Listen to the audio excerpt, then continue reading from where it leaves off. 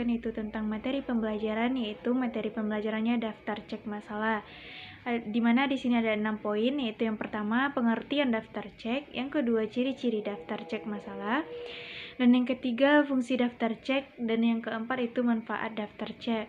Yang kelima yaitu ada jenis-jenis daftar cek, dan yang terakhir yaitu ada kekurangan dan kelebihan dari daftar cek. Jadi 6 poin inilah yang nantinya akan kita bahas satu per satu. Baik, kita terlebih dahulu akan membahas itu pada poin pertama, yang dimana poin pertama yaitu pengertian daftar cek masalah.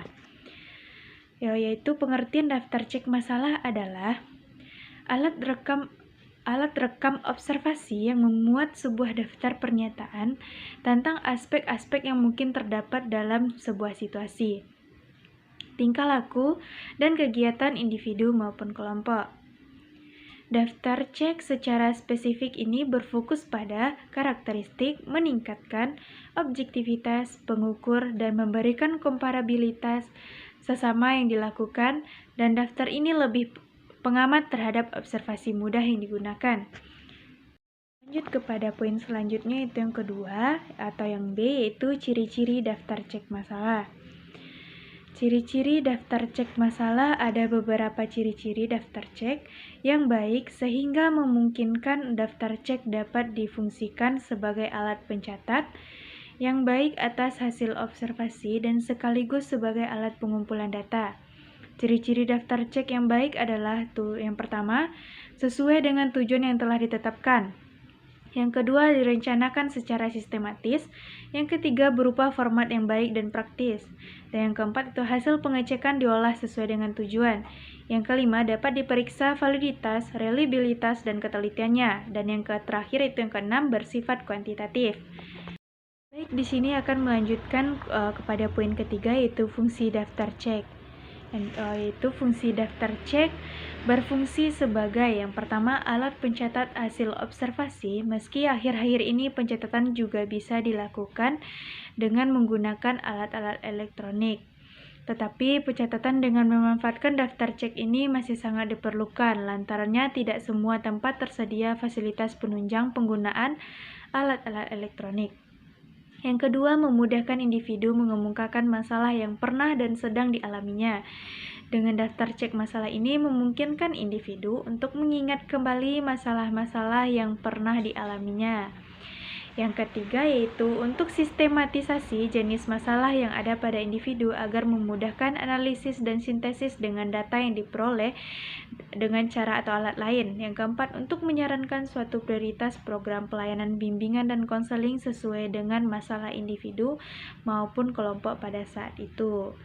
Nah, jadi di sini dengan adanya fungsi-fungsi terkait dengan daftar cek masalah itu, kita dapat membentuk program juga dan dapat mengetahui terkait dengan masalah apa yang dialami saat sekarang ini pada siswa. Baik, selanjutnya akan kita lanjutkan kepada poin 4, yaitu di mana manfaat daftar cek.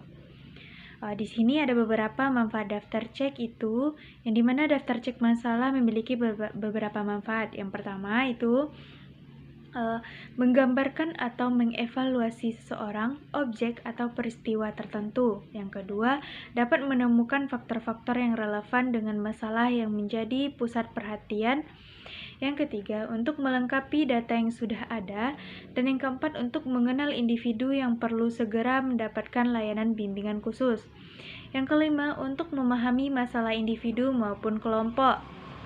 Dari di sini kita sudah mengetahui ada manfaat serta fungsi dan pengertian dari daftar cek masalah itu. Daftar cek masalah ini juga bermanfaat untuk mengetahui faktor-faktor apa yang sedang dialami oleh klien atau siswa kita. Yang dimana di sini kita dapat memberikan layanan segera apabila siswa itu mengalami permasalahan yang perlu penanganan secara segera. Jadi di sini kita dapat menggunakan daftar cek masalah ini untuk mengidentifikasi dari kebutuhan serta untuk penanganan dari siswa kita. Baik, setelah manfaat tadi kita akan membahas yaitu terkait dengan jenis-jenis daftar cek masalah. Yang dimana di sini ada beberapa jenis-jenis daftar cek masalah. Yaitu yang pertama daftar cek perorangan, dan yang kedua itu daftar cek kelompok. Dan yang ketiga itu daftar cek dalam skala penilaian. Dan yang keempat daftar cek masalah yang menunjukkan pula dalam kaitannya dengan instrumen kepribadian. Ada pula daftar cek yang terstandar dan tidak terstandar. Jadi di sini ada beberapa daftar cek itu, seperti tadi ada daftar cek perorangan, daftar cek per kelompok, dan daftar cek melalui skala penilaian. Di sini kita dapat memberikan daftar cek itu sesuai dengan jenis-jenisnya tadi kepada siswa, yang dimana kalau untuk siswanya individu, maka di situ kita akan memberikan daftar ceknya itu secara daftar cek perorangan. Setelah kita mengetahui ada jenisnya, manfaat, serta ciri-ciri dan fungsi dari daftar cek masalah, kali ini kita akan melihat itu dari kekurangan dan kelebihan dari daftar cek masalah tersebut, yang dimana yaitu yang pertama ada kelebihan dari daftar cek masalah tersebut. Yang pertama, yaitu ada pada proses pelaksanaan yang bersifat efisien, karena pelaksanaan DCM ini dapat dilakukan secara klasikal, sehingga guru BK dalam waktu singkat dapat memperoleh data yang banyak. Yang kedua, pada akurasi data yang diperoleh melalui DCM memiliki validitas dan reliabilitas yang lebih tinggi untuk mengingat peserta didik yang mengisi dapat langsung melakukan pengecekan sendiri sesuai dengan masalah yang dirasakan atau yang dialaminya. Yang ketiga itu dari segi fungsinya, penggunaan DCM memudahkan peserta didik mengemukakan masalah mengingat penyediaan butir permasalahan yang banyak memudahkan peserta didik. Dan yang keempat itu ada penggunaan DCM memiliki banyak manfaat, antara lain konselor lebih mengenal peserta didiknya yang membutuhkan bantuan segera. Dari tadi itu akan dilanjutkan untuk mengetahui apa kekurangan kekurangan dalam melakukan DCM ini. Dan itu yang tadi itu adalah kelebihan dari penggunaan DCM, dan selanjutnya kita akan membahas itu terkait apa saja kekurangan dari daftar cek masalah. Baik, selanjutnya kita akan membahas terkait dengan apa saja kekurangan dari daftar cek masalah ini.